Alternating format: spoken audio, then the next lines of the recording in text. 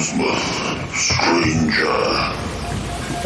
Hi, I'm Rob Whiten from the Innsmouth Book Club. Join me and my fellow guide John Chadwick as we take you on a fortnightly tour of Innsmouth. We visit places such as the Picture House, the Library and Innsmouth Museum to discuss all aspects of weird fiction, whether it be book, film, music, TV or art.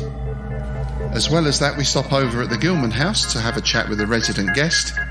That includes authors, artists, musicians, in fact Lovecraftian creatives of all types.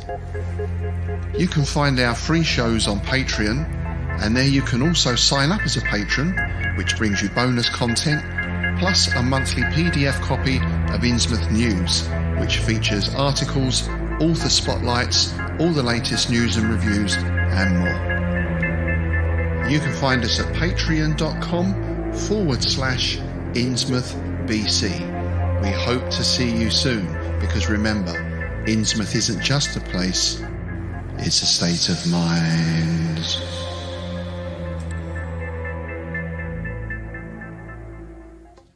You're listening to KZOM, Oleander Public Radio.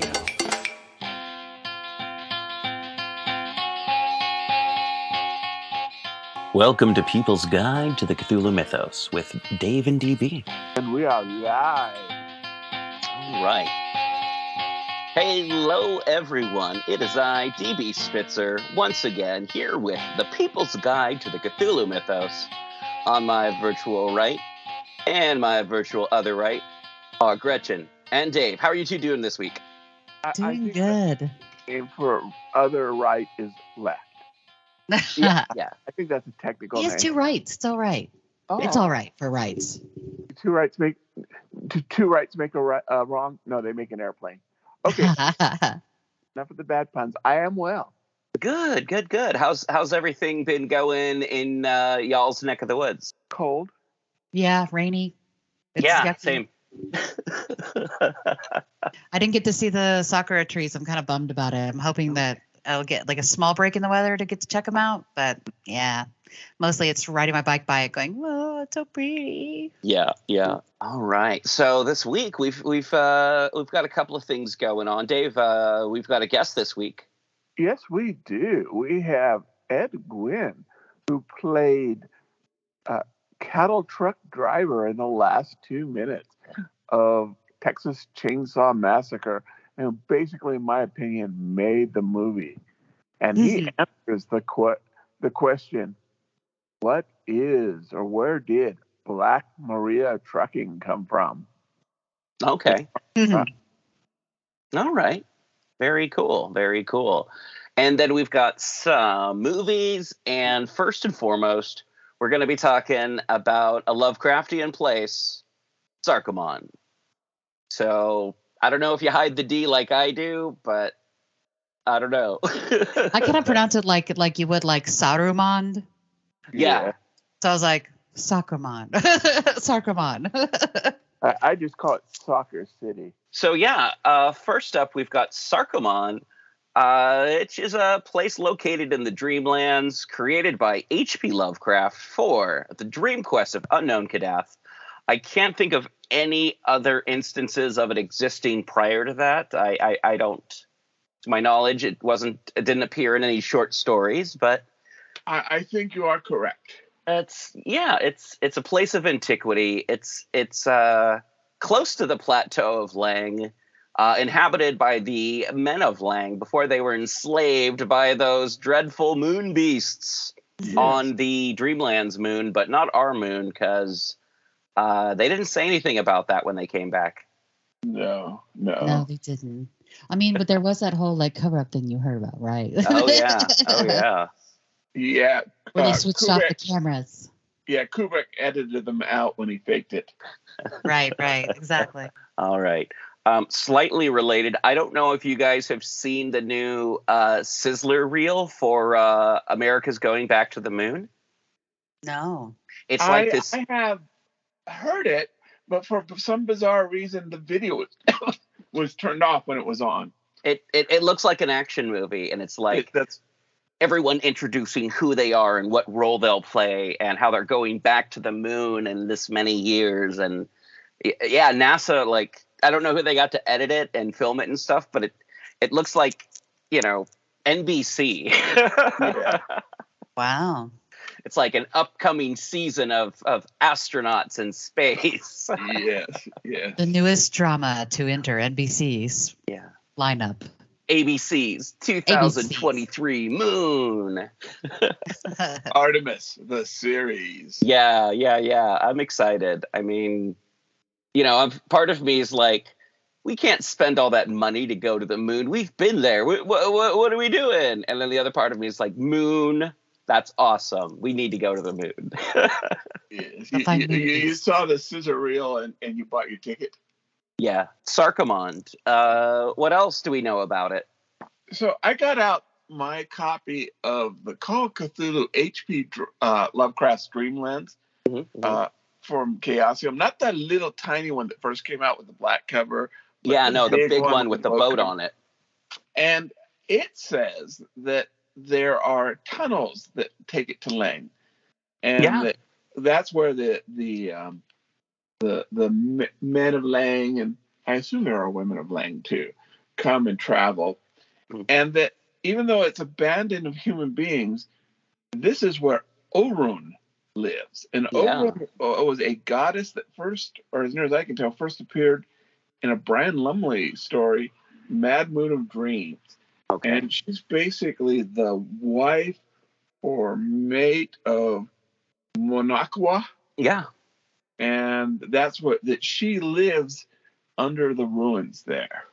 Okay. All right. That's all I mean, to me. Honestly, the same. I mean, the only thing I found on it was there is a metal band in Brazil, I think, named Cthulhu, and they did a song called Sarkomand. Okay. Yeah.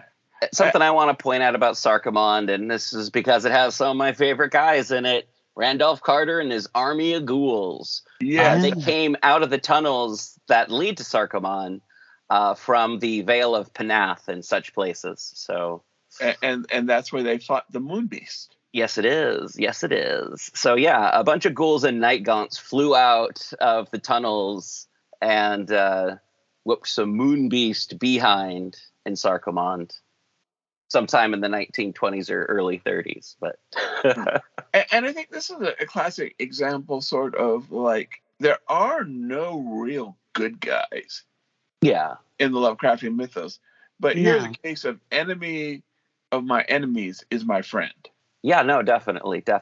But then again, I mean, Carter had the advantage of having a second cousin who was a ghoul who we recognized in ghoul form, or his cousin recognized him, the late great PICKMAN. Yeah. Are you really late if you're a ghoul? Well, you're former.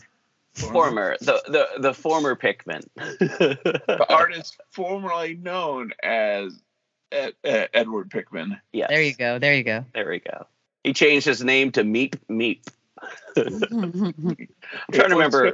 It was just a letter and Aklo. Yeah, well, I mean, I believe Lovecraft describes the ghouls as meeping. Yes. So that's the sound that I imagine ghouls make. Oh my God, they're like the creatures from like Sesame Street. They're like meep, meep, meep, meep, mop, mop, mop. Mop, mop, mop, meep, meep, meep, meep, meep, yeah. Wow. I don't know if I would be afraid of them at first. I might laugh. Oh, yeah. Less terrifying sounding. I have a question. So what do you think of do you think that the dreams, that Sarkomand being the part of the dreamland, what time period of writing style was this for Lovecraft? Like, because it's so divergently different from like the Call of Cthulhu and like the other like more, I don't know how to put the deep ones type gods. Yeah, less cosmic horror. Yeah, definitely so less cosmic horror. Lovecraft himself called it his Dunsany period, where he was just a super fan of Lord Dunsany. And he was copying basically Dunsany's Gods of Pangaea. Yeah. Mm. That's where pretty much all the Dreamlands come from. And then he takes and kind of combines it with the cosmic horror in Dream Quest. And that's sort of like he takes I don't know, I kind of see it as his last hurrah. Yeah. I don't think he did any more Dreamland stories afterwards, and sort of fused this Dunsany with Poe in an attempt to create his own style. After Dream Quest of Unknown Kadath, you had stuff like Outsider, Silver Key, and the Strange High House in the Mist. And that was all done around 1926. Yeah. And then he did with E. Hoffman Price, 1932, Through the Gates of the Silver Key. That was kind of like, in my opinion, his really kind of like swan song. Yeah, it was a swan song. He did stuff like starting in like 1918 and 1919 with like The White Ship, The Doom That Came to Sarnath, Cats of Ulthar, Celiphius, Narlethotep. I love those stories. Oh yeah, I have to say this one's not my favorite, just because like the story, the dream stuff is not. I mean, I think it's so cool, and I would like to see it adapted into, like, I think I've talked about this in the past on like interviews you guys have done with me. Sure. Is that it would be cool to see it as an animation, just because it is so like bizarre. Yeah. No. I think this whole like dream cycle, because there's parts and bits and pieces that I feel like if you put it together, you have kind of a more coherent story of. But it's also still even more bizarre, surreal, and dreamlike if you combine a bunch of this stuff together. Like, I mean, you can use Celiphius as a prologue and then just start going into stuff. You can shuffle the White Ship in here and there. You can shuffle the Silver Key in here and there. Then you've got stuff like the Other Gods, What the Moon Brings, Azathoth that you could shuffle here and there. And then you break up the Dream Quest of Unknown Kadath to fit in, and you treat this like oral history of this world, but also you have stories of Randolph Carter thrown in, and you can even throw some Randolph Carter in there, like the case of Randolph Carter, throw that in there. And anyway, kind of like it's a story of the Dreamlands, but it's also a story of Randolph Carter, but it's also a story of the Silver Key at the same time. It's just kind of like this trinity of things that all kind of go together in a Lovecraftian, Dunsanian sort of way that all kind of change from the beginning to the end, some more drastically than others.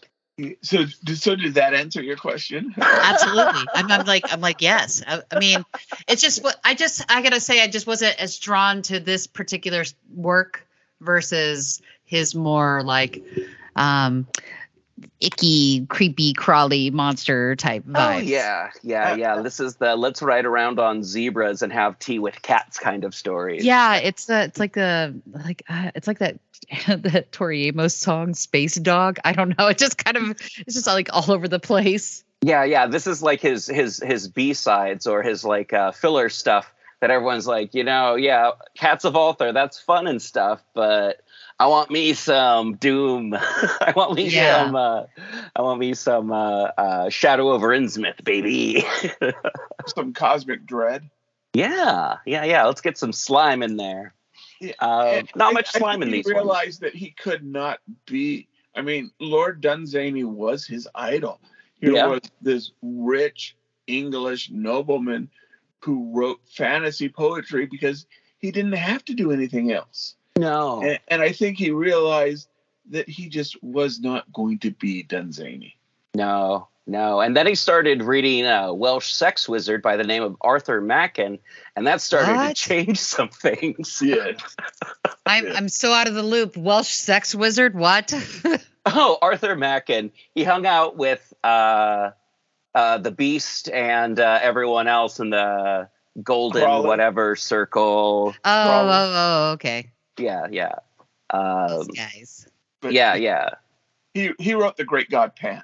Yeah, which really kind of is, I don't know, I want to say that's his version of Frankenstein, which then Lovecraft made his own version of Frankenstein, kind of copying and cribbing off of that when he made, I want to say Great God Pan really influences My brain is not Dunwich working. Wilbur Whately story. Dunwich Horror.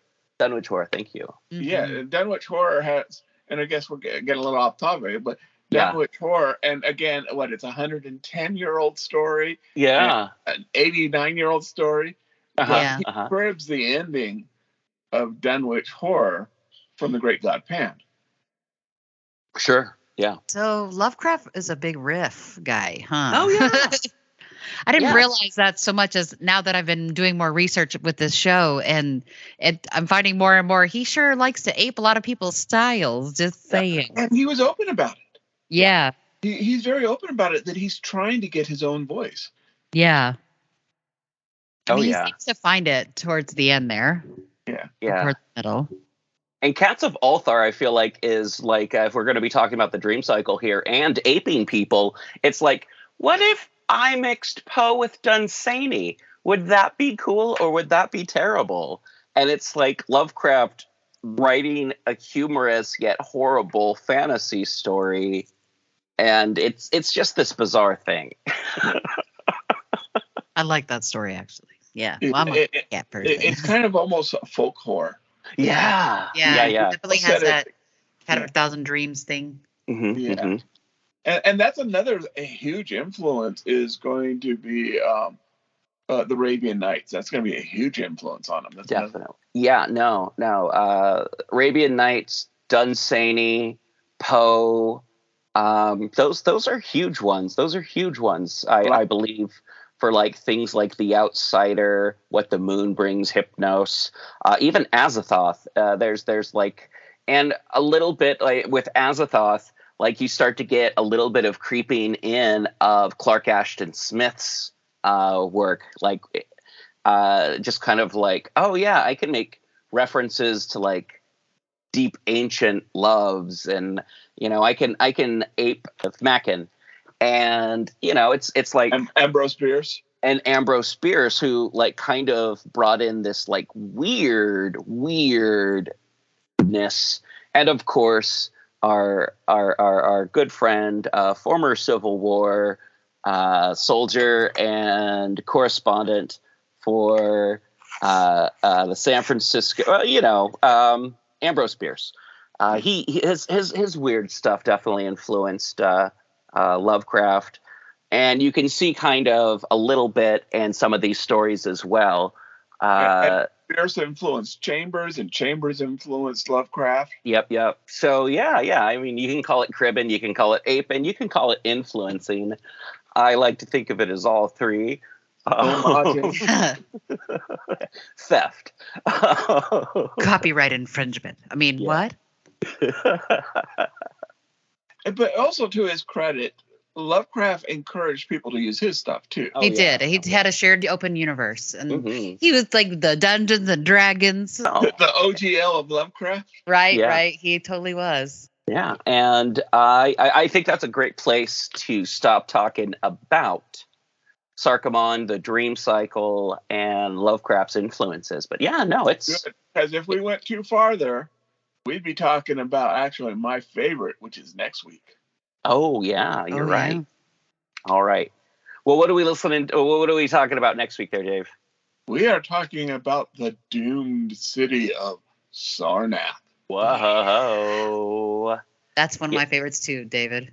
Yeah, and I personally believe it's the introduction of the creatures that we will later call the deep ones. But that's my opinion. But we're gonna save that for next week. We're going to save that for next week. All right, Dave. Before we go into the next part, can you tell us who you'll be chatting with? So I am speaking with Ed Guinn. Okay.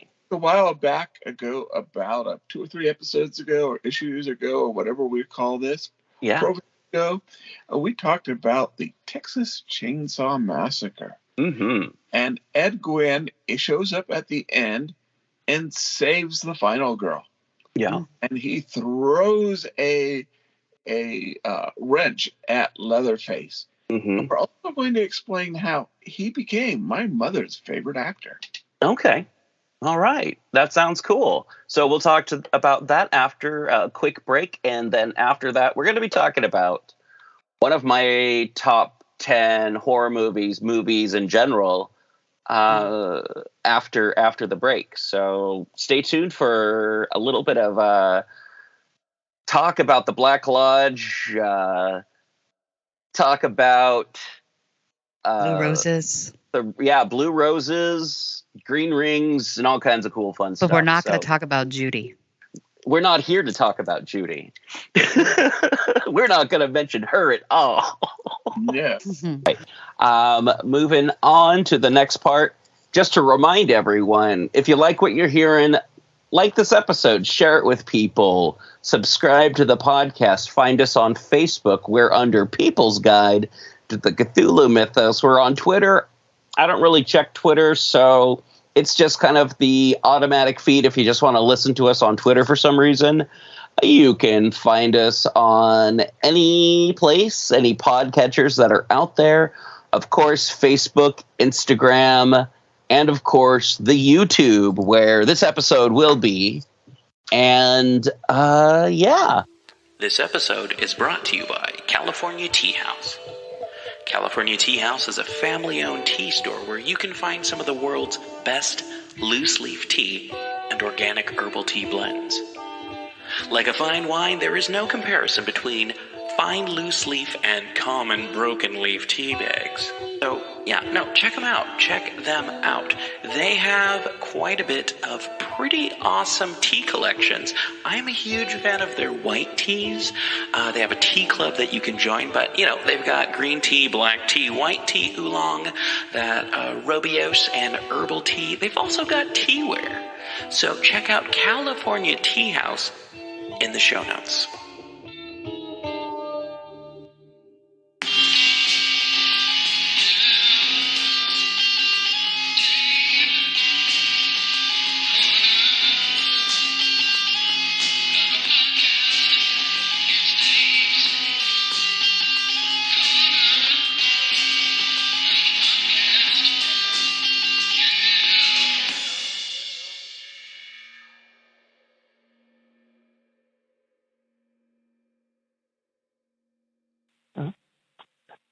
So this is the part of the show where I talk to somebody whose name is not DB or Gretchen, and we have a special guest today who I'm really excited about. Can you introduce yourself to our audience? Sure. My name is Ed Guinn. I'm a native Texan and have lived in lots of places growing up, but I still claim Austin as my primary home. And that's it. And I think we're talking because of my part in a little scary movie 50 years ago. Yes, you are my favorite character in that whole movie. And that's why we won. And what is that movie by chance? Texas Chainsaw Massacre. And what is the name of the character that you play? Well, I'm just a cattle truck driver. Yes. And so my mom asked me to tell you that you are her favorite actor. It's wonderful. The truth is my mom doesn't know you, and she would not see Texas Chainsaw Massacre if, you paid her $1,000. But you took the time, and even if I'm in my 50s, you took the time to talk to her son on the phone. You are immediately her favorite actor, Tom Hanks, who? Yeah, right. That's great. So my mom said, she told me 3 times last night, you've got to tell him how much I think he's the greatest actor. That's sweet. Well, her attitude about the movie directly parallels my wife's attitude about the movie, so I understand entirely. So how did you get involved in the Texas Chainsaw Massacre? Well, the history can be, I guess, attributed directly. My participation in the film has to do with Austin and the fact that Austin was a little town. And it was a little town where everybody knew everybody else. At least there were little cliques of people that knew each other. And we were the cool kids and didn't have much to do with the rest of the population. There were about 50 or 60 people, a combination of motley, writers, artists, musician wannabes, just theatrical types. And we knew each other. We hung out together. We went to, concerts and, folk sings in those days. That's how I knew Janis Joplin. And she was, I wouldn't call her a friend, but she was certainly an acquaintance. Spent time with her, carried her drunk ass around a few places in the backseat of my car. It was a little town. Huh? What friends do. Yeah, exactly. And the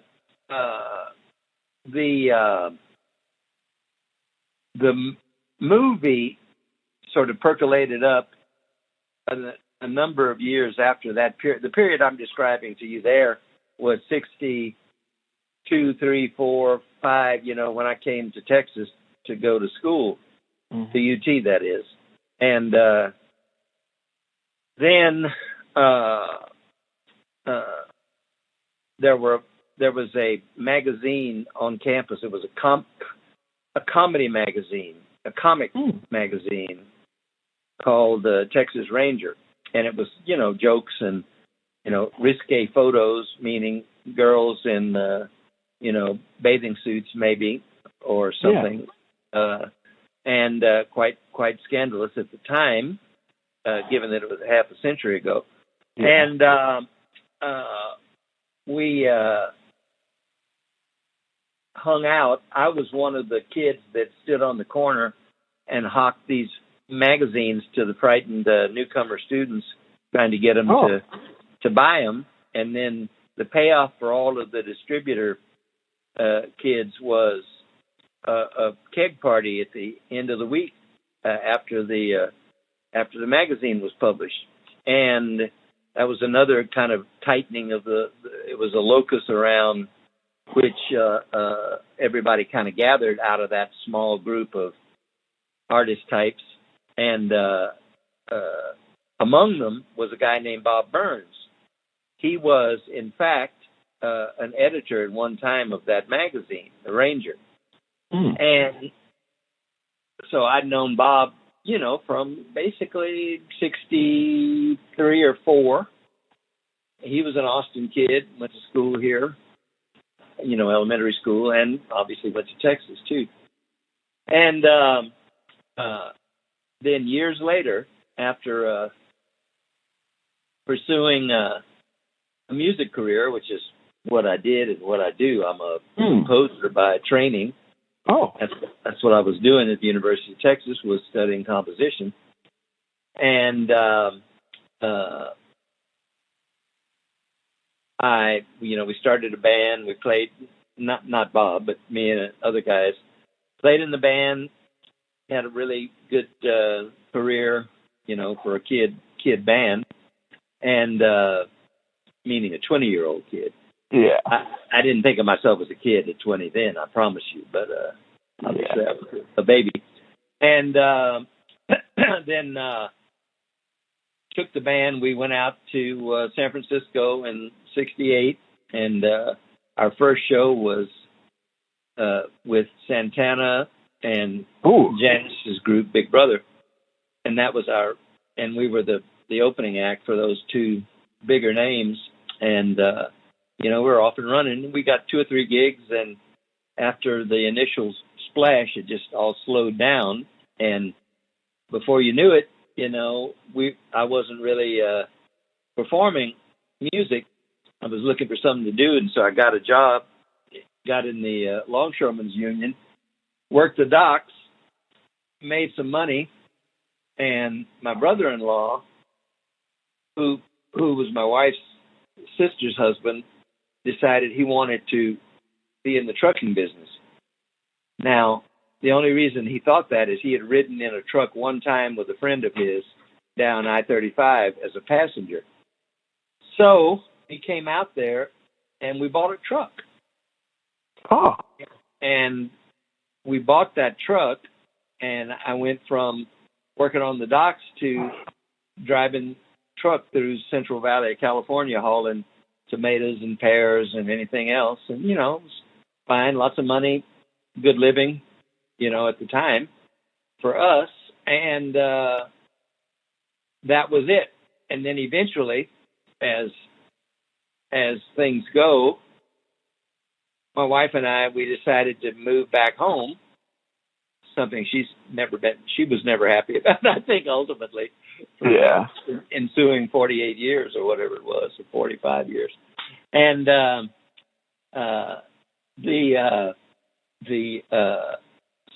drove the truck back. I brought my 2 cars in the trailer and all our furniture and stuff, moved back to Texas and started, kind of bumping around, putting a band together again and driving my truck around town. And then we started doing cross-country driving with the truck, hauling produce and stuff from the valley, Texas Valley, out to the West Coast. And that eventually sort of morphed into other things. And I drove the truck less and less. And then one day, Bob Burns called me up and said, "Hey, I've got this requirement for a truck. Do you want to do a day's work?" I said, "Sure. You pay me, I'll do it." Hence, that's how I got the part. Bob knew they needed a truck, and Bob knew I had a truck. Long story short, that's how it happened. So was the name of your company Black Maria, or did they make that name? It was indeed Black Maria. Oh, okay. I'm black. I'm black. My brother-in-law's name is Antonius Maria Kramer, German boy. Named after Eric Maria Remarque. Oh, okay. The writer of All Quiet on the That's Western. the one. Yep. So that was the genesis of the name. Neither Tony nor I, to this day, know who in the hell came up with the name. And since Marilyn's dead, we blame it on her because she was smart enough to do something like that. But I don't really know who came up with it, but it kind of makes sense. Yeah.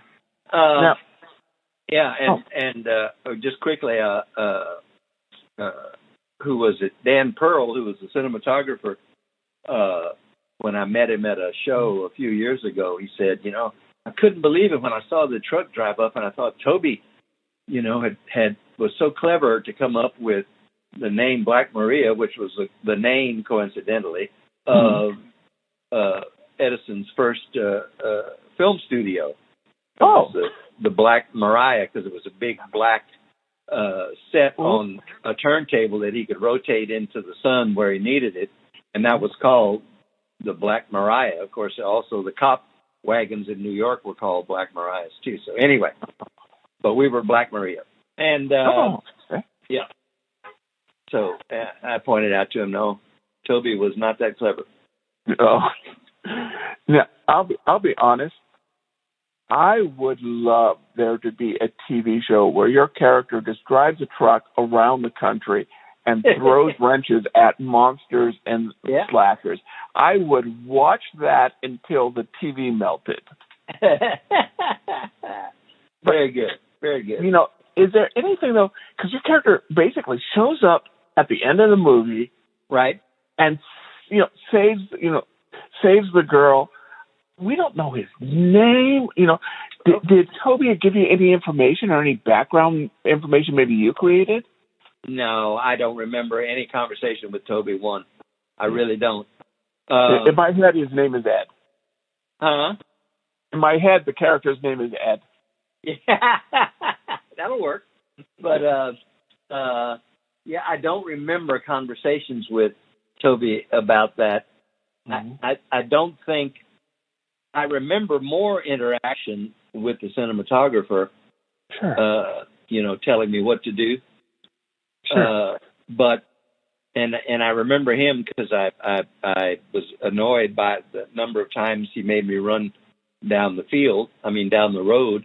Yeah. It was hot as hell, and I was wearing thin-sole shoes for some silly reason. Oh. And anyway, but no, what you saw was my interpretation of what was expected, but I'm sure Toby gets the bulk of the credits is he's the director, but I think it was a lot of the inspiration came from Daniel Pearl, frankly. Okay, excellent. Now, is there maybe any other experience of shooting, or maybe experience with fans in the last 5 decades or so that you're willing to share with us, or you can share with us? Well, what people probably never made the logical connection to is my time in the movie was about as short as my time in the movie. In other words, I went out on a given morning early to a truck stop where they had rented a trailer. We didn't haul cattle. So I didn't have a cattle trailer.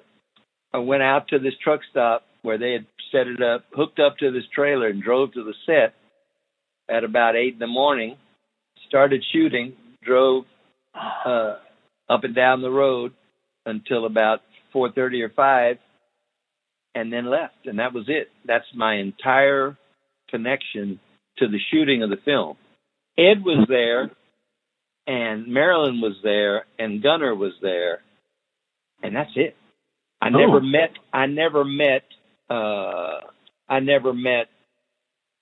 anybody except for those three until 40 years later. Oh, okay.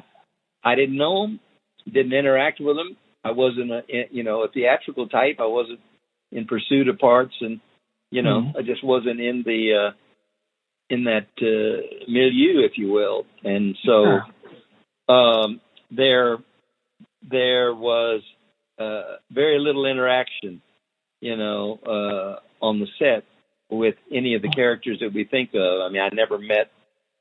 I didn't meet John even.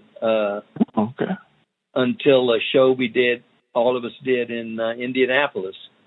I met John there, and Danziger I knew because I met Alan well after the movie. He hired my production company to write some music for a little company he had. It was kind of a goofy dress up like a clown and go sing happy birthday for somebody, at their office. Oh, okay. That was his company doing that kind of stuff. And so I wrote him a couple of pieces that he could broadcast on the radio for his company. But that was, probably 10 years after the movie. No, probably more like 5 years after the movie. But that's, I wasn't involved. They hired me. What they hired, you see, is not an actor. They hired a truck. The truck was the character. I was just the operator of the truck. You see, that's kind of the dynamic. It was a 2-for-1 off a deal. Yeah. You get the truck and the driver. Right, exactly. You couldn't get the truck without the driver. So, yeah. People that I've met, Gunnar told me this when the first show I did, which was Texas Frightmare in Dallas. Okay. And that was 2012. I did a little movie for Kim called Butcher Boys. I did, just a cameo, my head pops up, walking around the corner, no lines, goofy expression, and that's it. And the directors of that were really wanted me to sign a poster they had. And I thought, well, sure. I mean, I don't know. And so I signed it, and he said, man, you need to, people really want your autograph and blah, blah, blah, and blah, blah, blah. And I said, oh, okay. Well, great. Thank you. And it just went on back to my life in Austin. The shoot was in San Antonio. And this guy calls me up and wants me to come to Dallas and do his show, and I was floored. When I got to that show, there were people had come from Germany. Oh, wow. England, Canada, a guy from Italy, all over the world, basically, just to get my autograph, man. Wow. Lord. I left there with, buckets of money. It was astounding. Needless to say, that got my attention. Oh, yeah. So, and that's really the most amazing thing about the whole affair is the fans, their enthusiasm, their love of the genre, and the total devoted niceness that epitomizes them. Just wonderful. And that's probably the best thing about the entire experience. And Gunnar told me at that show, because I hadn't seen Gunnar for years. We went camping. He camped at the beach with us maybe in 80 or so. Oh, yeah, I didn't tell you the connection with Gunnar, and I'll go back to that in a second. But thank you. And Gunnar told me that he said, you'll never believe how nice all these people are and how much they really enjoy and appreciate what you do. And I thought, well, okay. And boy, by the end of that weekend, I knew what he meant. Fabulous, fabulous interaction with the nicest people you've ever seen. Excellent. So Gunnar is Icelandic by birth, okay? Okay. And he was an immigrant kid, came to Austin as a young kid and kind of grew up there. Antonius Maria is a German kid born in Landstuhl at the American Air Base there after they bombed the hell out of most of Germany. Yeah. And his father was one of the scientists that the U.S. brought over from the Nazis to I forget, it wasn't rocket stuff, but it was some technology thing. Brought him over, and he brought the whole family with him. It was Tony and his brother and his sister, and then the guy he didn't like America, and so he went back, and his wife said, "You go back. I'm not going back to that." Yeah. And so here's Tony, a little German boy, going through the school system, and he meets Gunnar, who's the little Icelandic kid. Okay. And they grew up as close friends. And as a consequence, since Tony was my brother-in-law, I knew Gunnar. And Gunnar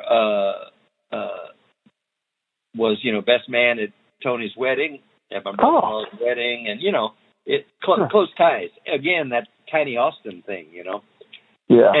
And so Gunnar and I were already friends and acquaintances. And as I said, he went camping with us. He lived in Maine by then, but he came to the beach, Port Aransas, and camped out with us down there because we did that frequently, surf fishing and hanging out and being stupid. And where was I going with Gunnar? So anyway, just a connection. Well, how you guys were connected there? Yeah, and then my other connection predates, or does it post-date? I don't remember. Ed Neal and I did a play together. Again, I was sort of hired for the part rather than for my acting skills, I think. Yeah. In that we did One Flew Over the Cuckoo's Nest together. Oh. And my part was mute. I didn't say anything. I played Big Chief, and I just kind of sat there and tried not to fall asleep. And Ed was, I forget, Ed was one of the crazies, as you could imagine. Yeah. And, but that must have been before the movie. No, that was after the movie. It must have been after the movie. Whatever. I don't know. What else?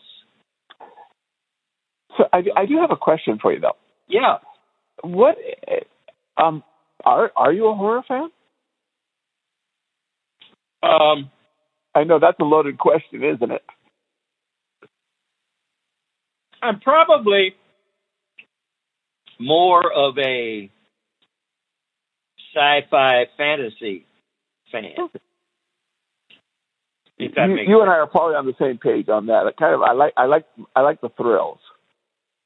Yeah. Yeah. I mean, if you call the 1952 The Thing with James Arness a horror film, I loved it. Oh, you know, where the ship is found in ice, you know, and the scientists let him out. Of course, they've made about 15 of them since then, but yeah, the original one I thought was very good. I like that kind of stuff. Okay, excellent. I know a whole lot less about Halloween and, you know, all that other stuff. Yeah, I mean, we all have our personal experiences, but yeah, I remember sitting on my dad's lap watching on a black and white TV, and he'd say, "Yeah, that's the guy from Gunsmoke." Yep. He was so damn big, you know. Yep. Perfect for the character. Yeah. So I have this is our kind of our general question that we ask everybody. If you could be in charge of any one creative project, and that is any type, you don't have to worry about price, you don't have to worry about copyright, could be any medium, what's your dream project? I'm glad you gave me that tip earlier.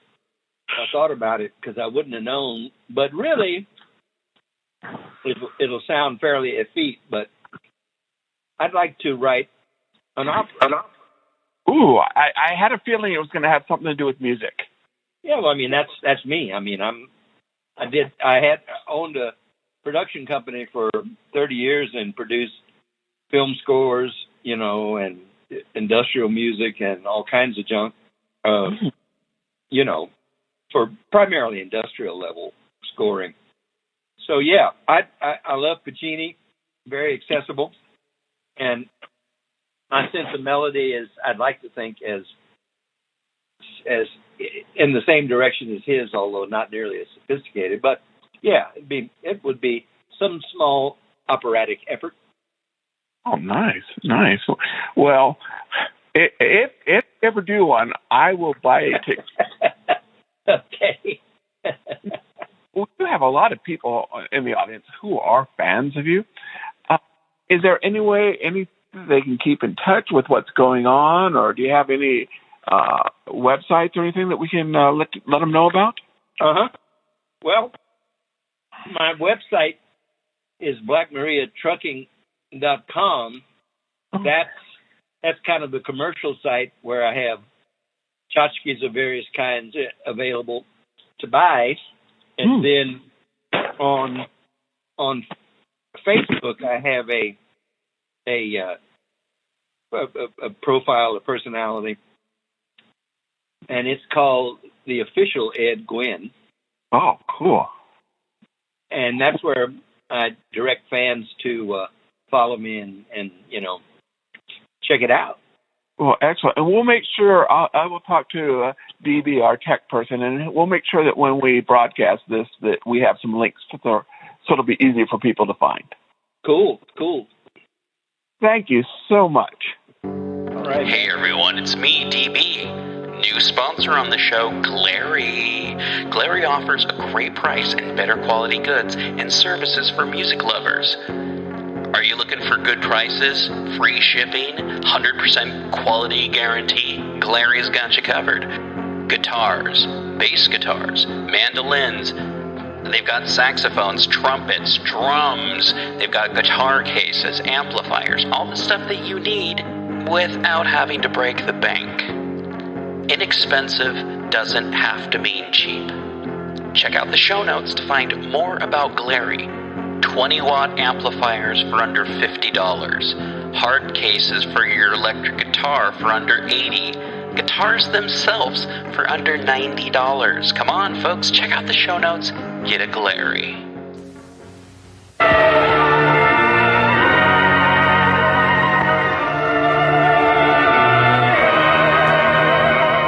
Prepare here for a spine-tingling, nerve-shattering podcast featuring all your favorite monsters.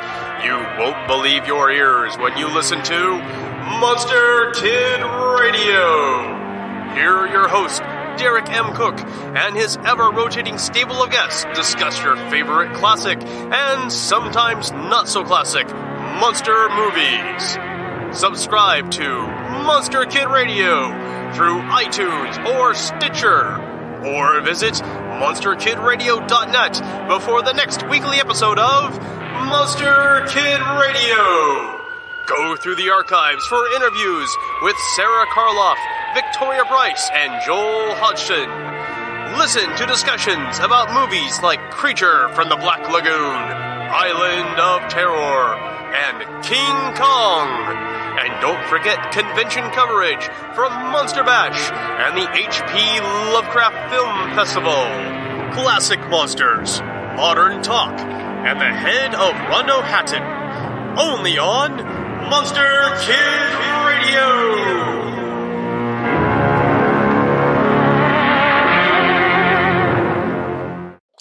This part of the show doesn't have a theme song. This part of the show doesn't have a theme song, yeah. David, DB, and Gretchen go to the movies.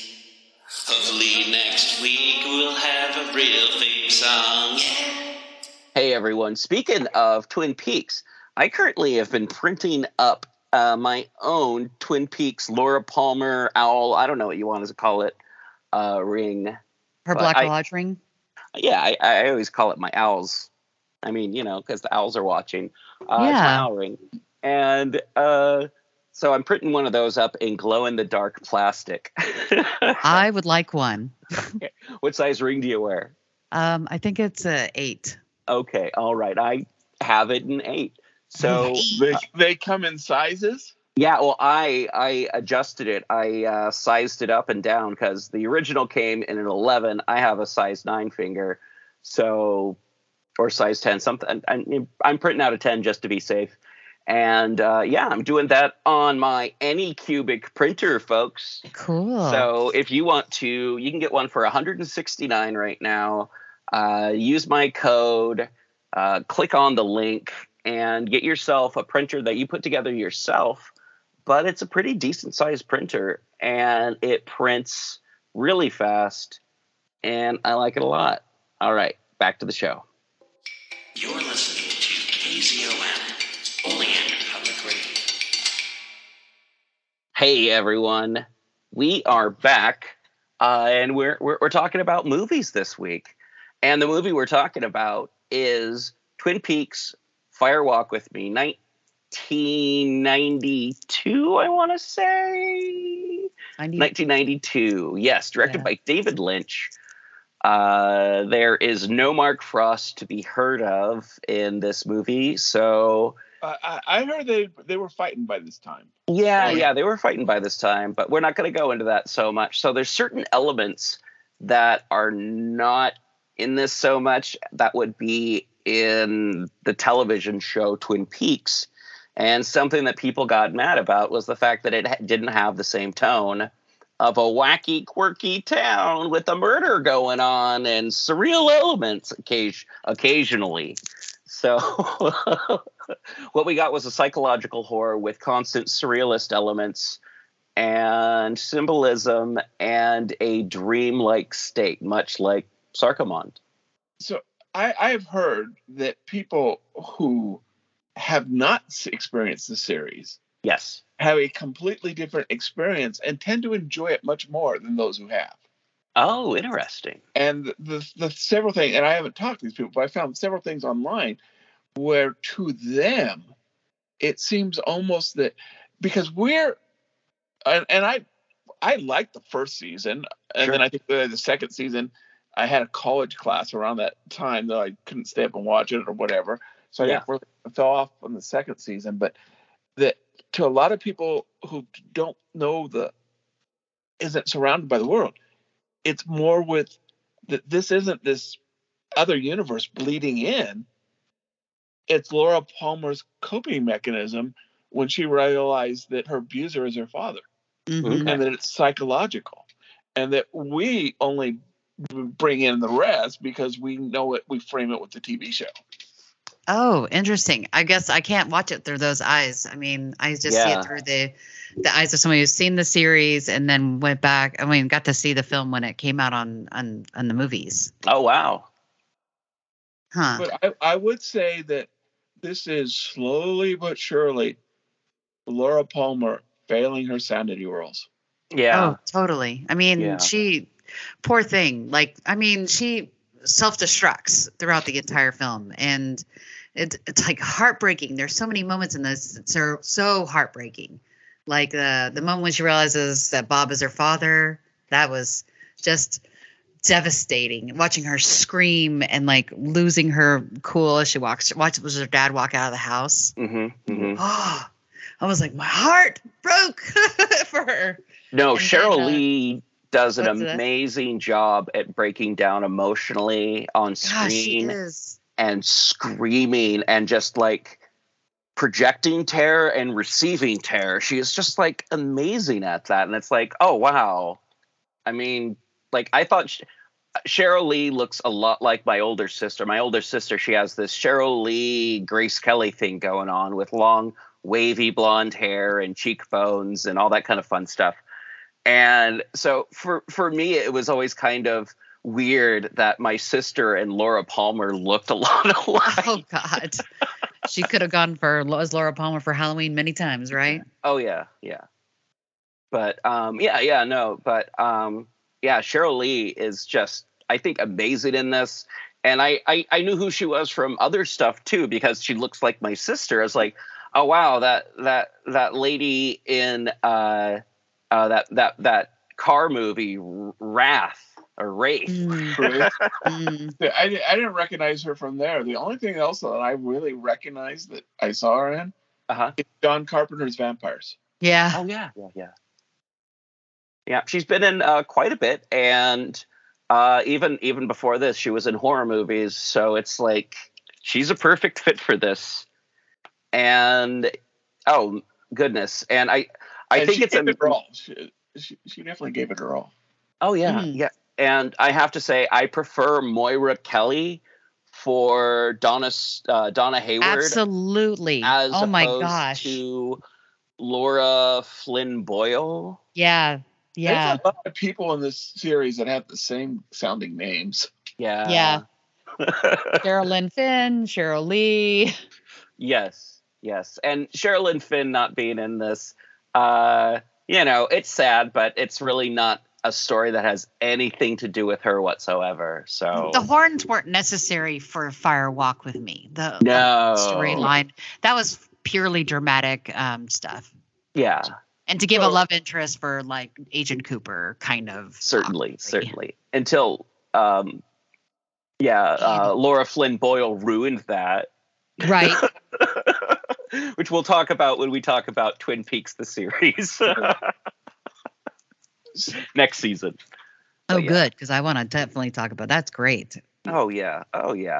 But the movie is it's Cheryl Lee, Moira Kelly, David Bowie, Chris Isaac, Harry Dean Stanton, Ray Wise, Kyle MacLachlan, what's his face who plays Albert, Miguel Ferrer. Yes, Miguel Ferrer. Yes, Miguel Ferrer. Bless R.I.P. R.I.P. Or as I call them, Paul Madid, Jose Ferrar's son, the guy who sang Wicked Game, young Jack Bauer with a bow tie. Oh, yeah. And Austin Powers' American Girlfriend as a time-traveling zombie. Yeah. So we also have Kiefer Sutherland. Kiefer Sutherland. We have David Lynch as one of my favorite characters in the whole series. Oh, good. I agree with you on that. Gordon Cole and FBI Regional Bureau Chief Gordon Cole. I got to be specific on that. Yeah. And Heather Graham. So, yeah. Wait, and music. Heather Graham was in this one? Was it Yeah. Fire Walk with Me? Traveling zombie that lies in the bed. Oh, yeah, the that's black right. That's right. And of course, music by Angelo Badalamenti. That I always mess up that name, but I try. Angelo Badalamenti. Yeah. And the movies. Oh, sorry. Julie Cruz. Julie Cruz. I don't know if she does she sing anything in here? Yeah, that really tragic ending song. She sings. Okay. I think it's called. Hang on. It's called something about blue. Oh, it's Questions in a World of Blue. Okay. And it's that song where she's like the very like angelic part is happening. Oh, okay. I get chills. Every time I hear it, it makes me just so sad. Gotcha. It's that moment when Laura's like accepting that she has to sacrifice herself. Yeah, the song that I really like that plays throughout this is Sycamore Trees with vocals by Jimmy Scott. It's that horn, that slow horn that's like... Yes. But yeah, it's slow horn that kind of plays throughout the movie in bits and pieces. This is an amazing film, in my opinion. It wasn't very well regarded when it came out, but as the years have gone on, it's become more and more well regarded, of course. The interesting structure of the movie, it has kind of I don't want to say unbalanced, but it's kind of like the first third of it is a prologue. It's a 30-minute prologue. Yeah, it's a 30-minute prologue about a different crime altogether that is related directly. And that is the death of teenage drifter Teresa Banks, whose body floats down a river and is then found by the FBI, investigated by Special Agents Chester Desmond and Sam Stanley to investigate. Deer Meadow is kind of the bizarro or opposite Twin Peaks. The police, it's the evil Twin Peaks. It's the diner. Everyone's kind of mean and it looks terrible. And we it's don't not have any specials. Yeah, they don't have any specials. Bad coffee. And the jukebox isn't playing any Angelo Badalamenti. So I don't know what's up with that. Do you think it's... Sorry to interrupt you, but do you think it has to do with the concept that it could be kind of a Black Lodge on of itself? I don't know. I feel like it's there's a lot of parallels. Like there's concepts of by the Black Lodge. What's that? Or possibly influenced by the Black Lodge. Oh, definitely could be influenced by the Black Lodge, but it's like you don't have the big huge lodge. I mean, you don't have the big huge hotel. You have the dinky trailer park. Yeah, but you do have curtains. It's constantly appearing. Besides the red ones that are in the entrance at the Black Lodge, there's like the green curtains that where David Bowie's character walks through in those deleted scenes. There, remember how he's coming out of the hotel room and then he passes through a set of green curtains? Yes. Yeah, I have not seen the deleted scenes. Yeah. What's that? I have not seen the deleted scenes. It's we were talking about it earlier, just saying that it's more worth just to see the David Bowie ones of the deleted scenes. And I definitely wanted more David Bowie. Yeah. Even with his rowdy, terrible Southern accent, hurt my Southern heart. Good gravy. I've forgotten how bad that accent was, and especially the way he says Judy. Jowdy. Yeah.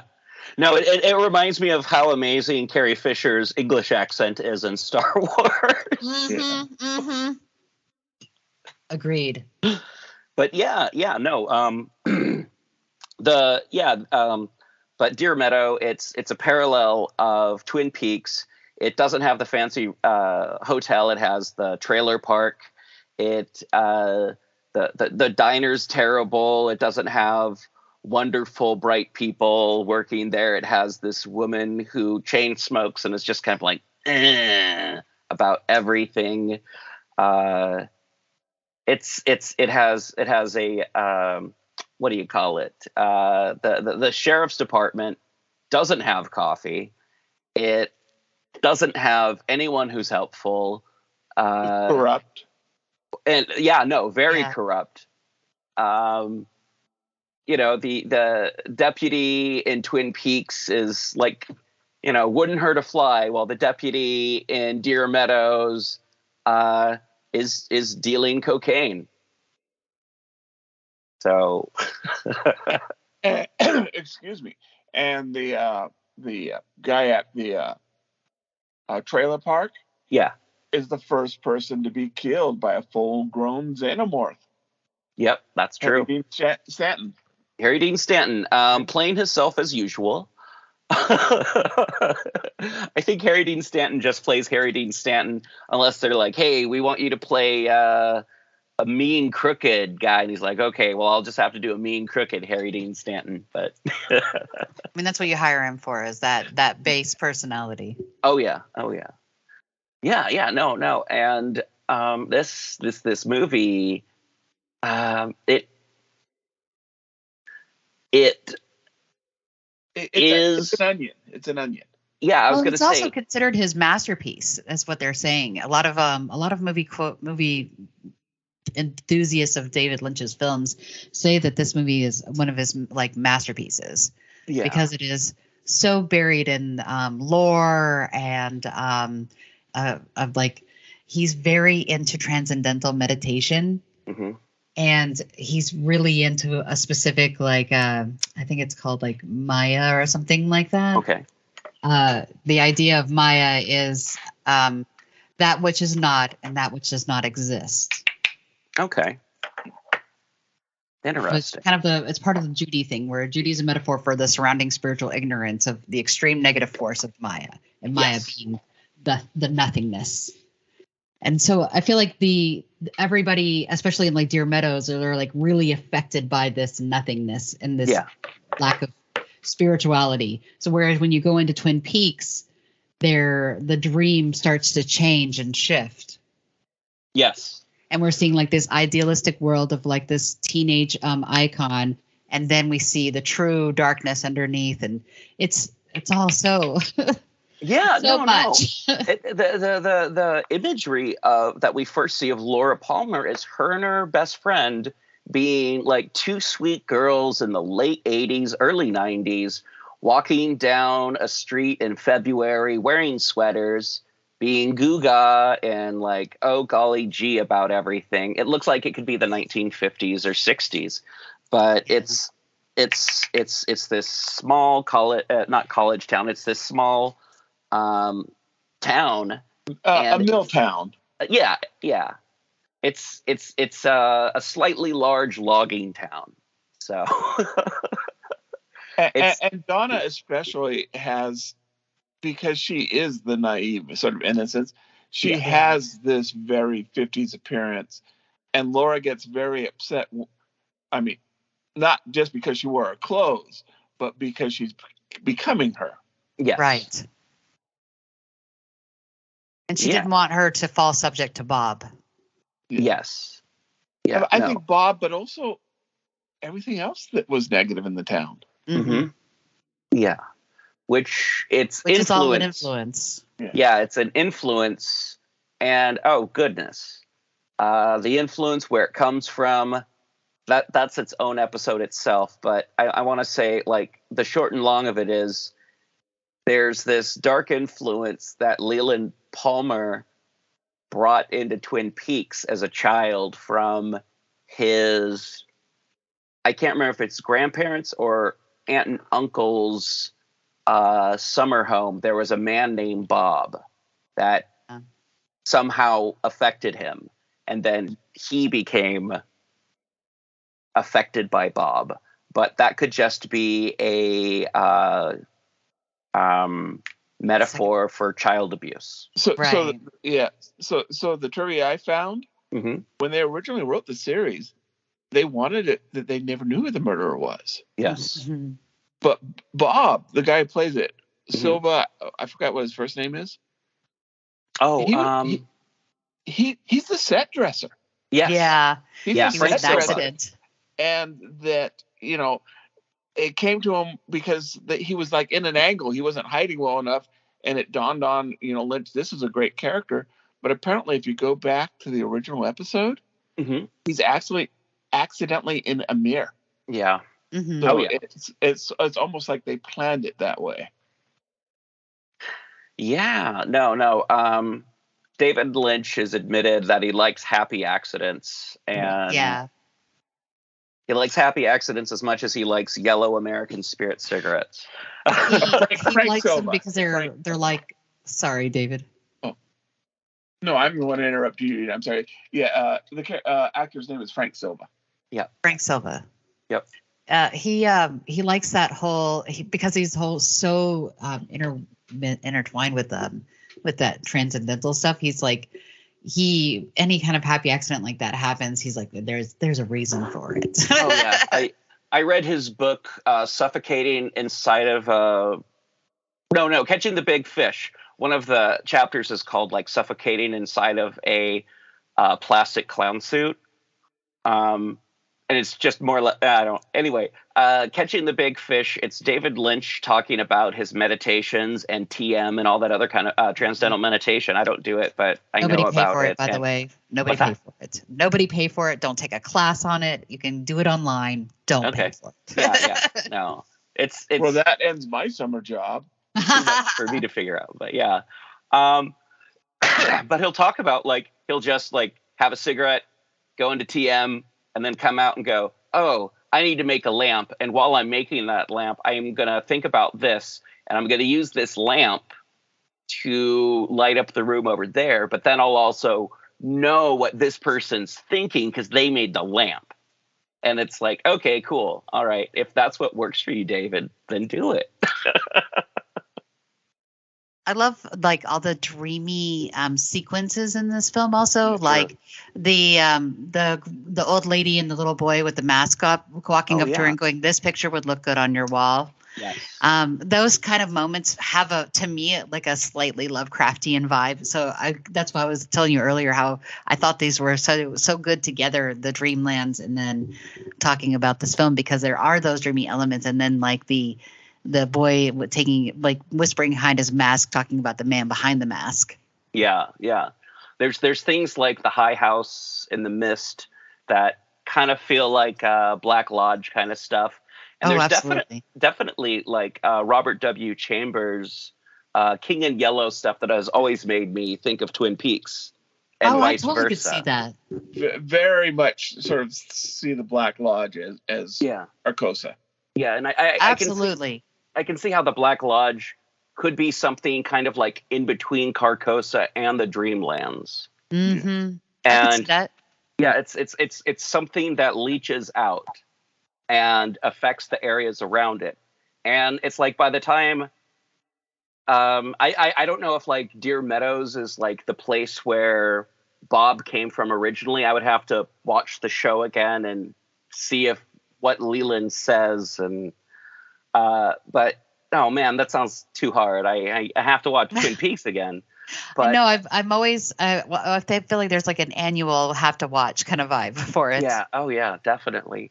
And but yeah, no, I feel like it came from someplace else, and that place has probably been affected. And I want to say it's probably Deer Meadow, and it's gonna move to Twin Peaks, and it's gonna start consuming Twin Peaks with the Ghostwood projects and it's starting with the Ghostwood projects, the death of Laura Palmer, the Ghostwood projects, the lumber mill burning down. It's like the town's starting to die. If the town's favorite daughter is dead, and one of the head of the towns is the one who did it. And it's Bob's going to move to somewhere else, to something else. And it's I feel like we haven't talked about Bob, but we've talked about Bob, but I don't know. Bob? Yeah. I feel like we've talked about Bob, but I don't know. It's this concept of this thing that can move from body to body. Well, he's a parasite, right? Yeah. I mean, and ultimately, and his main goal is the production of Garmonbozia, right? Which is human suffering and looks like cream corn. delicious. Yes. Especially that scene of like the dwarf. I'm only saying dwarf because that's what they call him in the movie. All right, everybody. Okay. Yes. Dwarf. The dwarf in the movie. There's that close-up scene where he's eating the garbanzosia. We have to watch in slow motion. The corn going into his mouth. It's like, bleh. Yeah. The man from the other place saying garbanzosia. Doesn't he also say he's the arm? Yes. He's the arm, yes. Yeah, he's the arm. So we're to assume that he's talking about Teresa Banks' arm that went dead for a couple of days, which we find out when Chester Desmond talks to the head waitress at Hap's Diner, the anti double R diner. The Bizarro double R. But yeah. And then that makes you go, well, okay, in this place that exists above a convenience store, we have Bob, we have the man from another place. The magician, right, is the one-armed man? Yeah. Mike? Yeah. Mike. But That was an intense moment too, right? That moment where he pulls up on the side beside Laura Palmer and her father driving around, and he's screaming, and Laura's like screaming and starts covering her ears because she doesn't want to hear it and doesn't want to acknowledge it. Yeah, and it also introduces another thing that you know that you're close to the Black Lodge if it smells like burnt oil. Yeah. Which is something they touch on in the show a little bit, and they touch on the movie a little bit. They bring it back around for the rehashing season. Yeah. Or is it called season 3? I think it's called The Return. Okay, so Twin Peaks: The Return, they definitely bring back because, again, no Mark Frost. So it has that. It almost feels like you're skipping over, like that the series didn't exist, and that you're basically going from, boom, Fire Walk with Me, and then The Return. It has a little bit of that vibe. Yeah. I mean, there are still some elements of the Twin Peaks series that are in that, but I definitely think it has more of that vibe of. And that dreaminess that Fire Walk with Me has. Yeah, and there's parts of The Return that I've seen and that I know about that it's like, is this a dream of a dream, or is this like the reality? And it's like, it's like it seems like this place has gone to complete and utter hell, much like Deer Meadow, maybe even worse. But and it's like, is that the influence of, the Black Lodge? Because it's the influence of Maya. But anyway, it's like, Twin Peaks in The Return, not to ruin this for anyone, isn't the greatest place. It's it's like when you go back to Hill Valley after, and it's Biff's. Yeah. Biff's Hill Valley, Hell Valley. But there's no time travel. Oh, actually, I don't know. It's kind of. Yeah. I can't say that there's no time travel in Twin Peaks because there's always stuff existing at the same time in Twin Peaks. Or like stuff existing 25 years apart, but it's happening at the same time. Yeah. Yeah. So if we've got a second, I want to talk about my favorite symbolism here. Oh, go for it. The broken TV. Oh, yeah. Broken TV is, in my opinion, is 3 things. It's the physical TV that was destroyed when Teresa Banks was killed. Sure. Yes. But it's also representative of the Black Lodge and all this. The TV signals are always around us. Yes. Even if we're not tuned into it. Yes. We can't get a clear picture, but then at a meta level, we're breaking away from TV and becoming a movie. Yes. And also, it's kind of like how David Lynch's Twin Peaks is about a treatise of violence on television, if you believe that theory, and a treatise of violence against women on television, if you believe that theory. I would go with that. Yeah. And another thing I want to say about the Black Lodge and transmissions and stuff is that the man from another place at one point in time it seems like at first he's doing kind of like oh goodness, I don't even want to make the sound because it's very offensive, but like a quote unquote like Indian sound. Oh. Like when you put your hand over your mouth and anyway, but what he's imitating is like old intros to like television and movies where it's like it's like kind of like they the back like the those old, I remember those intro things. They use it in Rocky Horror Picture Show as well. Yes. Okay. Yeah. I know exactly what we're talking about. Yeah. I don't know what those are called. Interstitials? I don't know. Yeah, it's just the intro, but yeah, and that's like weird stuff that David Lynch weaves into things. And another thing that I always look for in David Lynch films is a man in a park ranger hat standing next to a log, because that's David Lynch's father when he was a federal park ranger or federal I can't remember if it was like for the parks department or for the timber or what it was, but his father worked for the government in heavy timbers. So there's this picture that appears in the background of stuff. Sometimes it's blown up really big. Sometimes it's really small. Sometimes it's a circle frame. Sometimes it's a square frame.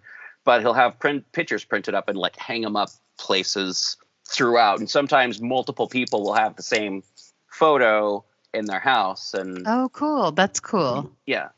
And people are like, I liked wait. your pick there, David. That was a good one. Oh, thank you.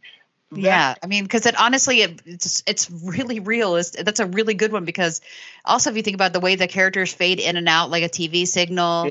Yeah. If you go into like again Twin Peaks: Return, there's a lot of things about signals and like traveling sounds and whatnot. Yeah, I'm down. I agree. Yeah. That's a great one. The other one that I just loved is when the angel disappears from the picture. Yeah, that was so sad. Yeah. But and you know, again, spoilers, but you know how the movie's going to end because you've seen the first 10 minutes of the pilot. Right. And there's no denying that. It had the happiest ending it could. Right. It's not, I thought I was going to describe it originally as nihilistic, but it's not. It has some hope. And she, like, the fact that she sees angels means that she was able to save herself as well from like her full corruption. Like, she wasn't completely corrupt when she died. And that's why she chose to kind of die, so to speak, because she knew going into that she was not going to make it through that night. Yeah. Yeah, no. And the thing that I wanted to point out is, like, some people are like, oh, it's the same angel, and it's not the same angel. It's two different actors portraying angels, like Ronette's angel and Laura's angel are two different people, but it's like they've both come to a point of salvation. Like, Ronette escapes and is found the next day in Twin Peaks, the television show, and Laura Palmer, she is in the Black Lodge or the Red Room or whatever, but she's not going to be messed with by Bob anymore, because unfortunately Bob is no longer in the Red Rooms or anything, or the Black Lodge. He is out in the living, out in our world, inhabiting Cooper's body, which, where's Annie? How Annie? Yeah. And yeah, it's kind of a happy ending, but it's also a terrible ending at the same time. I mean, it's Cooper and Laura Palmer's soul are stuck in the Red Room, and they're going to be there for 25 years. So that's something. The thing that I think about is how the original show was set up like a satire of like not late night, but evening soap operas like Dynasty and Falcon Crest and Knots Landing, shows like that.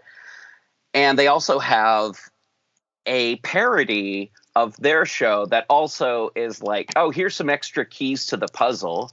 We're going to let you know what's going to happen, but we're going to do it with this show. And it's just very bizarre that it's like they have that kind of thing. And a lot of those shows at the time were very much kind of like women in their 20s and 30s walking around in like lingerie and silky robes and stuff like that. But what David Lynch and Mark Frost are doing is they're doing it with like 19 and 20-year-old, 20-something, early 20-year-old women who are playing underage prostitutes. Mm-hmm. And that's so like, how the hell did they get this on the air is what I'm feeling. And then you're watching the movie and it's like, oh yeah, Laura's a teen prostitute. Leo Johnson and Jacques Renault are her pimps. So's Ronette Pulaski is also a prostitute. And she's freaking out because she doesn't want Donna to get into this world. Yeah. Of like prostitution and hard drug use.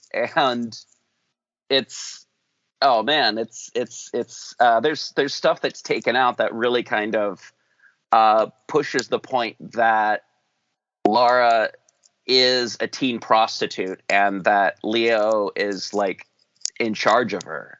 It's really kind of gross stuff. And they had to be much more subtle in the series. They had to be so much more subtle in the series. And like, they have like one-eyed Jacks, but no. They weren't being explicit about what was happening at One-Eyed Jacks, but you know, there's a lot more. There's more nakedness in this one in the movie. Yeah. There's like boobs, and you're like, ew, this is underage boobs that I'm seeing. Yeah. Yeah. And it's not supposed to be tittillating. I don't feel. Yeah. I don't feel like Canada's like that. Yeah. No. And there's like characters that come back from the show that I'm super glad to see. Bobby Briggs, one of my favorite characters, played by Dana Ashbrook, in the Twin Peaks pilot, which is slightly different than the first episode. We're not going to go into that. There's the main thing that's missing is a fish in a percolator. The movie is missing Jack Nance. Yeah. R.I.P. Yeah. But the pilot for the show had a scene where someone puts fish guts into a percolator, and then Agent Cooper and Sheriff Truman drink this fish coffee. Anyway, also in the pilot, Dana Ashbrook is a far better actor than he is in the series. And he's also a far better actor in Firewalk with Me than he is in the series. He comes off kind of as like just like an 80s bully in the television show. But in this movie, he comes off as a three-dimensional character who's doing things that are just like terrible, self-destructive, awful stuff because of the influence of Laura. Because, you know, she's got it wrapped around her finger. Yeah. If we're the men. She has like this magic ability to like titilize any man around her. Yeah. And is it the influence of the Red Room? Is it, absolutely. You know, yeah. And, you know, if we're to be believed, Bobby used to be like a clean cut, like football player. You know, if we're to believe what his father said about him in like season 2 and like what other people said about Bobby, Bobby wasn't a bad guy, and then Bobby became a insane jerk. But yeah, and they didn't have to bring back James. I hate James. Oh, James, yeah. And the other thing I was going to say is James Hurley, the character of the motorcycle riding nitwit, who is just like, he's there to be someone who is clearly wrapped around Laura's finger. Or someone who's about to be wrapped around Laura's finger and be corrupted. And it's like, once that's realized, James should have just gotten on a bike and went to go see his mom in California and left the show forever. Yeah, he should have popped smoke real quick. I mean, honestly, he did not see that coming. I mean, the fact that she was screaming at him, going, "You're too good for me." Yeah. You know, he is dumb. Yeah. Although I did love the scene that when he does leave on the bike, Yeah. there it focuses on the street light or the stoplight. Mm-hmm. You know, and it doesn't. He chooses to leave until it turns red. You know, the light there. It's one of the old ones that has "go" written on it. Yeah. And you know, it's telling him to go, but he can't leave until it turns red. Mm-hmm. I thought that was a very beautiful symbolic scene. Yeah. Yeah. No. I think about like what role James plays in the TV show and the movie, and it's like, oh man, I guess he does have to kind of be around for like the Maddie Ferguson stuff, but I don't know. Even that was a weird choice, I thought. But. Yeah. I mean, but Cheryl Lee was such an amazing actor. They wanted her on the show more. And it's like, well, we'll bring in her doppelganger, Maddie Ferguson from Missoula, Montana. So, yeah. All right. What else do we have going on in this movie here? Gosh, I mean, I could draw from so many things. The log lady, I can't remember. She wasn't it? Was she in Fire Walk with Me? Yes. Yeah. She that's is right. hanging out in front of the bar that Laura and what's the log lady hanging out in front of the Bang Bang room? I think that's why I kind of glossed over in my mind where she was at in the film, because she was in such a bizarre place. I love that character. I have a tattoo of. Do you know how that log. character got created? What's that? You know how that character got created? How's that? So she was actually, I think, a prop wrangler in one of Lynch's stories, and she was carrying logs for some movie. Oh, and funny. So Lynch saw this, and the original idea was that they were going to do like a semi-documentary where she would go to like astrophysicists and poets, and they would have to explain what they did, not to her, but the log. Oh, that's great. Yep. Oh yeah. That's fun. That's fun stuff. No. She'd been working. Catherine Coulson had been working with David Lynch forever. She was married to Jack Nance at one point in time. They got divorced in like 1976. But really? All I know about her is her daughter is a rabbi in Ashland. Okay. But that's where she lived until 2015, where she passed away. But she was part of David Lynch's crew going back as far as Eraserhead, and her and David Lynch got into transcendental meditation at the same time. Mm-hmm. But yeah, they met at school. But yeah, she's one of those characters that really kind of doesn't really make the series. Like you don't need the. Yeah. Sorry, I was going to say she's a very dreamy character. She is a very dreamy character. You don't need her to be part of the story. She doesn't. She's kind of like a soothsayer that like plants ideas in your head, or she's the person who warns. I mean, she's the harbinger. She's the chorus in the Greek tragedy. Yeah. And no. Log Lady's an amazing character, but there's characters that are just briefly even shown in the room above the room above a convenience store, which is different than.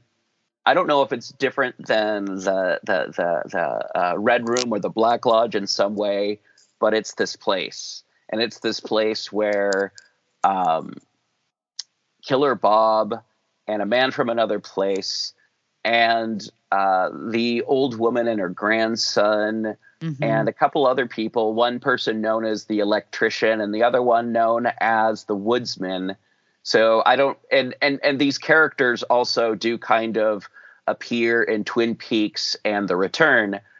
And I feel like they represent something that I don't quite understand, that has something to do with like the spirit of radio or electrical transmission and the spirit of the Old West colliding. There's something about that in Twin Peaks that I don't 100% understand, but I don't know if it's just supposed to be kind of an ethereal concept that you're not supposed to understand. I think that's the point of them, is they're representations of like personalities or traits or things like that are supposed to be giant metaphors. Yeah, and I don't really feel that Twin Peaks has any hard, like, this is what this is specifically, this is what this is about specifically. Absolutely. It's all very vague and dreamlike, and I think people who try and go this and this and this, and I'm like, okay, Twin Peaks generally has like your dark Boy Scout who's your main character, and then you have like the other dark Boy Scout who is your antagonist.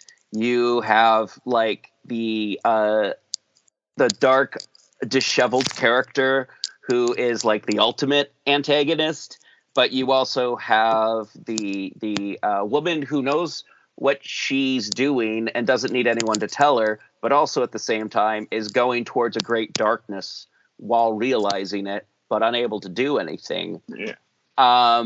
And like, I feel like you could splice together Blue Velvet, Twin Peaks Fire Walk with Me, bits and pieces of Twin Peaks. Lost Highway?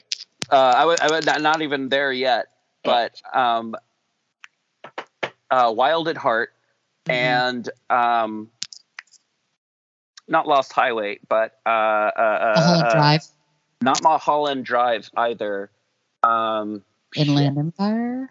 It's not. I just have to double check real quick, and I'll probably forget to take this part out while I'm checking his filmography. But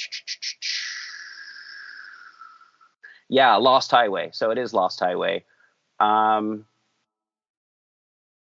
Yeah, it's like from like 99 to about 86, there's these films that all really have this kind of like, I wouldn't say through line, but I don't know. You could definitely take Blue Highway, Wild at Heart, and Fire Walk with Me and edit together, especially since there's like people who appear in all three of those movies that appear in Fire Walk with Me, but also appear in Blue Velvet or in Wild at Heart. So, or am I thinking Mulholland Drive? And I can't remember. My understanding, and I know there's a lot of fiction to that, but Mulholland Drive was originally going to be the Audrey Horne story. Okay. It was originally written as a spin-off for Audrey. Okay. Which, oh man, that would have been so good. I would love to have seen more of. I mean, I love that actress. I have a big crush on her. Yeah. I think everyone did. Oh my gosh, it was she was one of the ones that I was like, oh, I know I like ladies. It was the cherry stem, right? It was her moles too. Woo, she's just so cute. Yeah, no, it's sadly she wasn't in the movie again. Yeah, but she wasn't necessary. Yeah. No. Yeah, the whole Horne family story, it was like a totally not necessary. I mean, at least for the film. Yeah, for the film. But I don't know. I do feel like for the television show, it is definitely necessary because you have Ben Horne, who is this person who loves this place, but is also totally willing to sell it off for money, for just the money. And he's shady, and he doesn't care that he has a place up north that has child prostitutes. I mean, he's Ben Horne. He's making money, and morals are other people's problem, and just kind of like what stems from that, and like. And then you have like this very Lynchian character in Audrey Horne. She's kind of like the young female Cooper. And she's like, I want to be a junior detective. I'm the dark Boy Scout here now, mister. And, you know, she gets into trouble trying to help Cooper. And that's kind of like the whole, like, that's what the dark Boy Scout does. Is I don't know. I'm trying to think of what the equivalent of the dark Boy Scout is in like Joseph Campbell, and it's just the hero. But yeah. But David Lynch creates a lot of heroes in one story. Like we had Chris Isaac as the hero at first, and then it switches to Kyle MacLachlan, and then it switches to Laura Palmer. Yeah, to Laura herself. What's that? Laura herself is the hero of the story. Yeah. And in this story, like Laura is playing like the person who is a good person, but they have like a darkness about them that, you know, she doesn't expunge it, but she does in a way, going back to it's the reverse or the dark hero's journey. Yeah. And something, one final thing I wanted to say though is, oh shoot, I forgot what I was saying.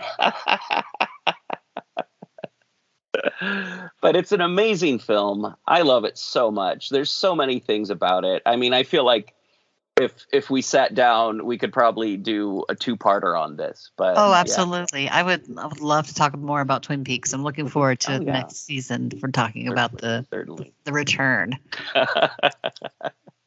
Oh yeah. No, it's a great show. I remember the thing I was going to say. It's like reverse nihilism, or it's not reverse nihilism. It's like a lot of times in like darker stories, you'll have like someone who starts out as like this beautiful, sunny person, and as things go along, things get darker and darker, and by the end, this person doesn't believe in anything good, doesn't believe in anything light, doesn't believe in God, doesn't believe, you know, it's just kind of like out for themselves, kind of like the fall from grace kind of like good character. But this is like a character who, in the very beginning, we see her like, oh, I'm everyone's favorite. I'm the town daughter. And then we see like she's not up to good. You know, she's in a lot of trouble. She has a lot of bad stuff going on for her. But in the end, she gains salvation through like Judeo-Christian Christian imagery. But yeah. Which, and also I think Sacrifice of Soul gives her renewal. My favorite thing. Go ahead. No, please. I was going to say one of my favorite things that's come out of this entire series is the main quote for Fire Walk with Me. I love that particular quote. Through the darkness of future past, the magician longs to see one chance out between two worlds. Fire Walk with Me. Ooh. Right? Yeah. So good. Let's rock. Yeah, I would say that the series, you know, and as a character, Laura Palmer is defined by her relationships, which is completely legitimate because everyone else is defined by their relationship to Laura. Yes. That doesn't mean bad writing. It doesn't even mean sexist writing. She is a interconnecting character. Yeah. Yes. Her life and her death is what drives the story. Correct. Yeah, even after she dies, she's still a main character in Twin Peaks. The town itself is its own character, which I seem to bring up like everything we're doing lately. Like the town itself is a character. But yeah, Twin Peaks, the town of Twin Peaks is its own quirky town that has its own thing going on.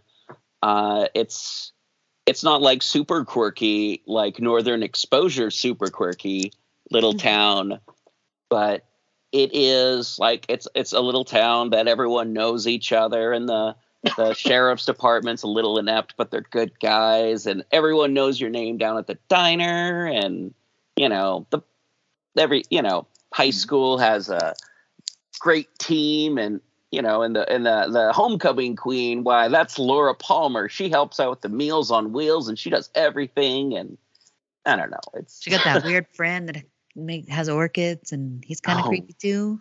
Yeah, Harold. We didn't. I didn't want. Well, Harold didn't make much of an appeence in Fire Walk with Me, right? Yeah, no, it's like just like Laura being like, this is my diary, I gotta hide it from Bob, and Bob's been doing this since I was a child, and hide this book. And then she does turns into like black lipstick Laura Palmer for a moment. She looks like when she has the black lipstick and the pale skin and the yellow teeth, she reminds me of the Shadow Man from Lost Highway. Oh yeah. Right? Yeah. Definitely. But yeah, no, it's not to like diverge us even more. I know it's getting near end time. But yeah, no, it's a great movie.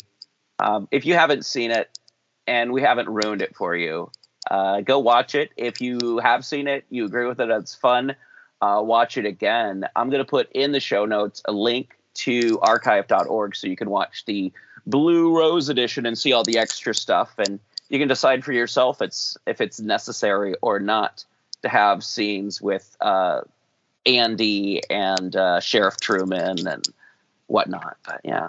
Way more David Bowie. Absolutely. Yeah, definitely. All right.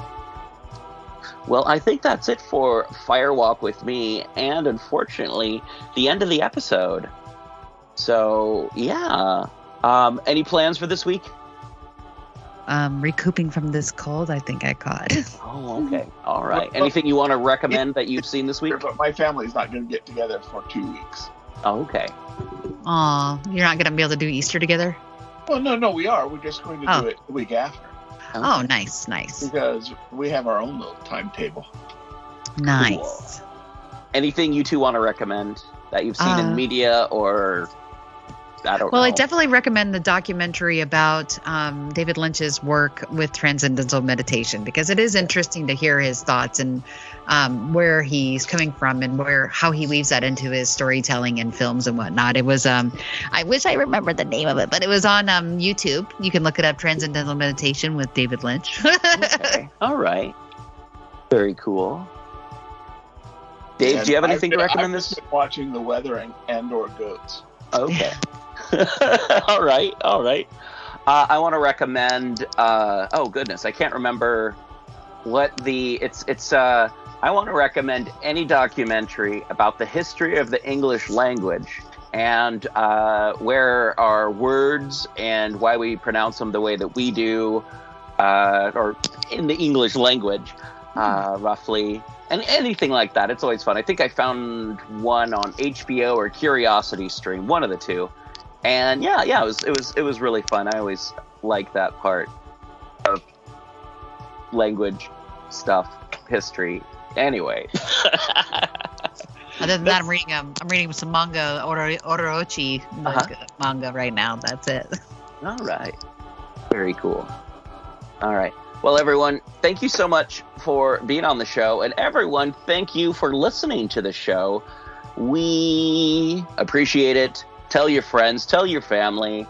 Find us on Facebook, Twitter, Instagram, YouTube, and of course, pgttcm.com. Check the show notes to see how you can save money on all kinds of cool sponsors that we have. And check out what we're going to be talking about in the future. Next week, we are talking about... We're talking about Sarnath and the original Hellraiser film. So good. Yes. Yep. So yeah, Sarnath, Hellraiser. I haven't figured out how they go together yet, but me either. I found the way between these two. Yeah. But yeah, all right. So next week, Sarnath, Hellraiser. If you want to watch along, we're not going to watch it real time, but if you want to know what the film is, so you can watch it and be a part of the discussion in the show notes or anywhere we post things, again, on the Facebook, whatever. So that's that. And the week after that, we have my favorite Rogue from a Clark Ashton Smith story, Satampra Zeros. And then we have Silent Hill, the first Silent Hill film. So I haven't watched that in a million years, so it'll be a good rewatch. It's fun. It's fun. And after that, we're going to start going with some of Gretchen's picks. So, yeah. Woohoo! Yeah. All right.